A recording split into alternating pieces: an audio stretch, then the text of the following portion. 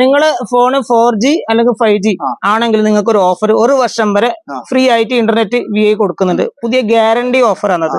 കാരണം നിങ്ങൾ ചെയ്യേണ്ടതെന്ന് പറഞ്ഞാല് സാധാരണ റീചാർജ് ചെയ്യല്ലേ 239 മുകളിൽ റീചാർജ് ചെയ്യുന്ന സമയത്ത് നിങ്ങളിപ്പോ സ്റ്റാർ 199 സ്റ്റാർ 199 ഹാഷ് അടിക്കാം.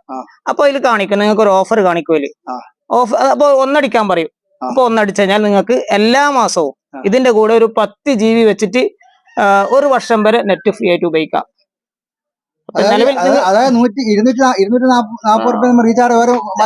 ചെയ്യുന്നല്ലോ, ഓൾറെഡി ചെയ്യുന്നുണ്ട്.